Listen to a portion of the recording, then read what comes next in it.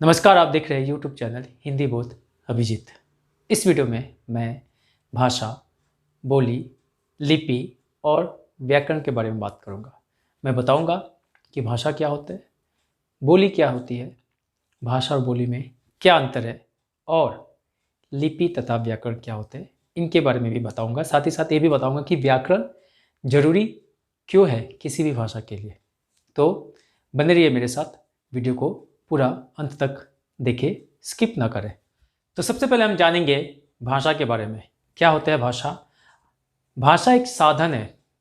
कैसा साधन है? अपने मन के विचारों या भावों को प्रकट करने का साधन है। अगर हमारे मन में कुछ बात हो तो हम उसको कैसे कहेंगे? या तो बोलकर कहेंगे या लिख कर कहेंगे। और सामने वाला व्यक्ति कैसे समझेगा? या तो सुनकर या फिर पढ़कर। तो इसीलिए उसकी परिभाषा को क्या लिखा गया है? भाषा वह साधन है जिसके द्वारा मनुष्य अपने विचार को बोलकर या लिखकर प्रकट करता है। हम अपने विचार को दो ही तरह से हम प्रकट कर सकते हैं, बोलकर या लिखकर। इशारे वाले भी है एक, लेकिन उसमें पता नहीं चलता पूरी बात की कि वास्तव में वो क्या कहना चाहता है। उसमें आधा समझ में आता, आधा नहीं समझ में आता। इसलिए केवल दो तरह से हम अच्छी तरह से हम दूसरों को समझा सकते हैं, बोलकर या लिखकर। जब हम प्रकट करते हैं तथा दूसरे के विचार सुनकर या पढ़कर हम ग्रहण करते हैं, तो ऐसी चीज़ को हम क्या कहेंगे? भाषा कहेंगे। मतलब भाव और विचारों का आदान प्रदान ही भाषा कहलाता है। अब भाषा के रूप के बारे में जानते हैं। भाषा के दो रूप है। पहला जो है वो मौखिक भाषा और दूसरा जो है वो है लिखित भाषा। एक और भाषा है, जैसा कि मैंने कहा कि सांकेतिक भाषा, इशारे वाली भाषा। उस भाषा को मान्यता प्राप्त नहीं है, क्योंकि उसमें से आधी बात समझ में आती है, आधी समझ में नहीं आती है, जिस कारण उसको मान्यता प्राप्त नहीं दी गई है। तो हम केवल दो तरह के भाषा को ही पढ़ते हैं, मौखिक भाषा और लिखित भाषा। वीडियो में आगे बढ़ने से पहले मैं आप सबको यह बता देना चाहता हूं कि वीडियो के डिस्क्रिप्शन में एक लिंक मिल जाएगा, जिसको क्लिक करके इस पार्ट से जुड़ा हुआ नोट्स आप डाउनलोड कर सकते हैं। वीडियो को पॉज करके नोट्स बनाने की कोई आवश्यकता नहीं है। तो आप जानते हैं कि मौखिक भाषा और लिखित भाषा क्या होती है। मौखिक भाषा भाषा का मूल रूप है, अर्थात सबसे पहले हम मौखिक भाषा का ही प्रयोग करना सीखे थे।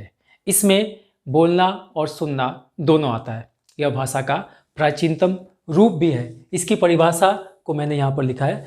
जब हम अपने विचार को बोलकर प्रकट करते हैं तथा दूसरे उन्हें सुनकर समझते हैं, तो उसे मौखिक भाषा कहते हैं। अगर मेरे मन में कोई बात है, उसको मैं कहकर या बोलकर प्रकट करूंगा और सामने वाला व्यक्ति उसको सुनकर अगर समझता है, तो वो क्या कहलाएगा?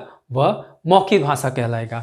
इसके उदाहरण कुछ है। वाद विवाद, भाषण देना या रेडियो पर गाना सुनना, इन सब तरह के उदाहरण जो है वे मौखिक भाषा के अंतर्गत आते हैं। वही लिखित भाषा जो है, उसका परिभाषा जो है यहाँ पर लिखा गया है कि जब हम अपने विचार को लिखकर प्रकट करते हैं तथा दूसरे उन्हें पढ़कर समझते हैं, तो उन्हें लिखित भाषा कहते हैं।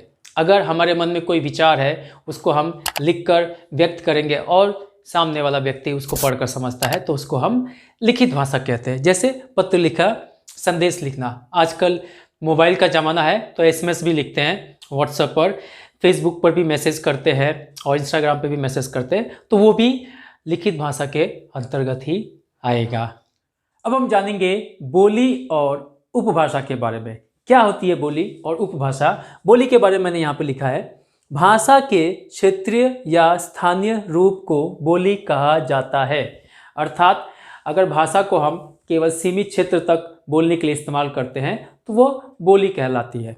ठीक है। इसी तरह से यहाँ पे कुछ यहाँ नोट लिखा गया है। इसका उपयोग, अर्थात बोली का उपयोग आमतौर पर लोग बोलचाल में करते हैं, अर्थात केवल बोलने के लिए ही इसका इस्तेमाल किया जाता है, लिखने के लिए इसका इस्तेमाल नहीं किया जाता है। इनमें सामान्यतः साहित्य रचना नहीं होती। बोली में किसी भी तरह का साहित्य रचना नहीं होती, लेकिन हम जानते हैं कि हर एक जगह अपवाद है, यहाँ पर भी अपवाद है। परंतु तुलसीदास, सूरदास और विद्यापति जैसे कुछ साहित्यकारों ने इनमें साहित्य रचना की।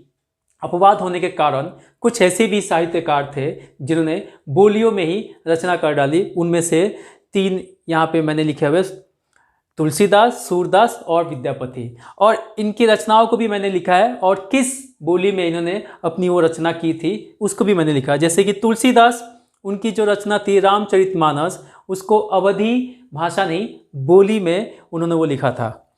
सूरदास की जो रचना थी सूरसागर, उसको उन्होंने ब्रज भाषा में लिखा था। ये भाषा नहीं है, बोली है, इसका नाम है ब्रज भाषा।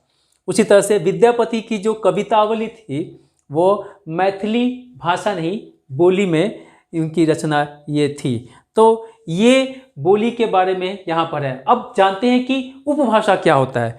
तो जब बोली का क्षेत्र थोड़ा बड़ा हो जाने पर उसे उपभाषा कहते हैं। जैसे ही बोली का क्षेत्र थोड़ा बड़ा होता है, मतलब एक सीमित क्षेत्र से थोड़ा और बड़ा हो जाता है और भाषा से थोड़ा छोटा रहता है, तो उसको कहते हैं हम उपभाषा। भाषा से थोड़ी छोटी और बोली से थोड़ा बड़ी, तो उसको उपभाषा कहते हैं। जैसा कि हमने पढ़ा कि बोली में किसी तरह की साहित्य रचना नहीं होती है, जबकि उपभाषा में साहित्य रचना होती है।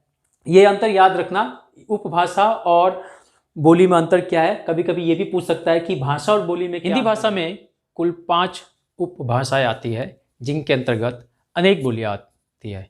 आइए उनके बारे में हम जानते हैं। जो पहली उपभाषा है वह है पश्चिमी हिंदी, दूसरी जो है वह है पूर्वी हिंदी, तीसरी जो है वह है बिहारी हिंदी, चौथी राजस्थानी हिंदी और उसी तरह 5वीं पहाड़ी हिंदी। आइए जानते हैं कि पश्चिमी हिंदी के अंतर्गत कौन कौन सी बोली आती है।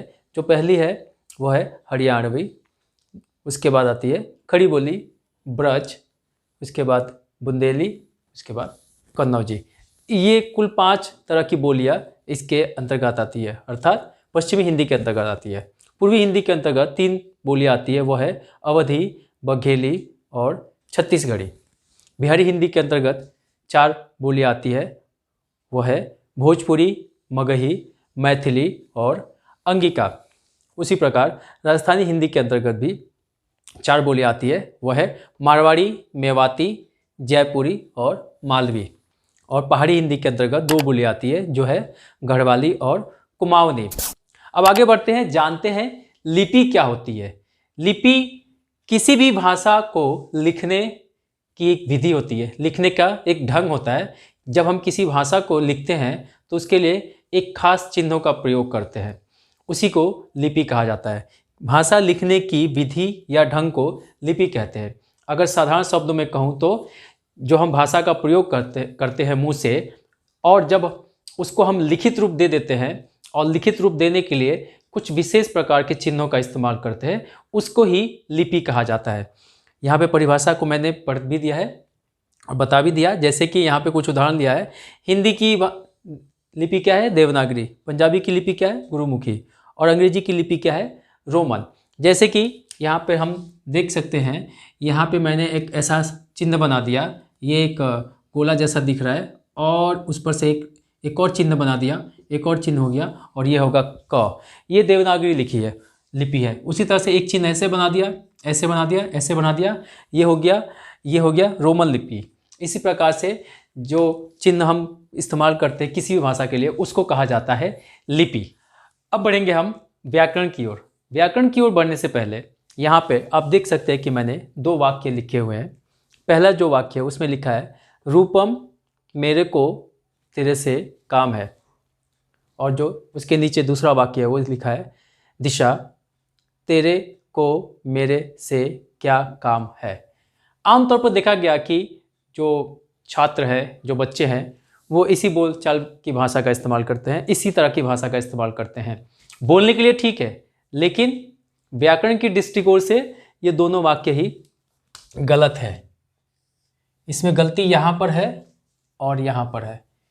यहाँ पर ऐसा होना चाहिए, रूपम मुझे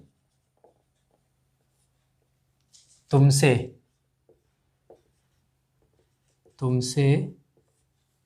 काम है। उसी प्रकार जो नीचे दिया गया है उसके यहाँ पर तेरे को की जगह पर दिशा तुम्हें मुझसे, मेरे को नहीं, मुझसे क्या काम है। तो आमतौर पे जो छात्र है वो बोलने के लिए इसी भाषा का इस्तेमाल करते हैं और उनको लगता है कि ये सही है, परीक्षा में लिख देते हैं, नतीजा क्या होता है, गलत हो जाता है, उनका वाक्य गलत होता है। तो उनको ठीक करने के लिए हमें क्या चाहिए, हमें भाषा का सही रूप का ज्ञान होना चाहिए।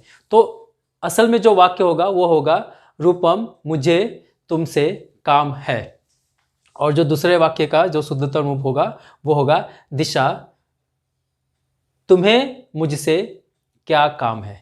इस तरह से, इस वजह से व्याकरण हमारे लिए बहुत जरूरी हो जाता है। और इसी प्रकार से व्याकरण की जो परिभाषा है वो कुछ इस प्रकार बनती है कि व्याकरण वह शास्त्र है जो किसी भी भाषा को शुद्ध रूप में पढ़ना, लिखना, बोलना तथा समझना सिखाता है। अब व्याकरण हमारे लिए इसलिए जरूरी है क्योंकि हम केवल व्याकरण के माध्यम से ही किसी भी भाषा को शुद्ध रूप से पढ़ना, लिखना, बोलना और समझना सीख पाते हैं। यहाँ पे व्याकरण के अंग है, व्याकरण के हिंदी भाषा में व्याकरण के 3 अंग है। वो यह है कि पहला जो है वह है वर्ण विचार, दूसरा जो है वो है शब्द विचार और तीसरा जो है वह है वाक्य विचार। किसी किसी किताब में 4 तरह के भी अंग मिल जाएंगे। वो जो चौथा उसमें मिलेगा वो मिलेगा पद विचार। पद विचार और वाक्य विचार, शब्द विचार में खास अंतर नहीं है। जब शब्द को वाक्य में प्रयोग करते हैं तो वो पद बन जाता है। इस वजह से उस यहाँ पे मुख्य जो अंग बनते हैं वह है केवल 3। इस वीडियो में बस इतना ही। मिलते हैं एक और वीडियो के साथ, तब तक के लिए देखते रहे हिंदी बोध।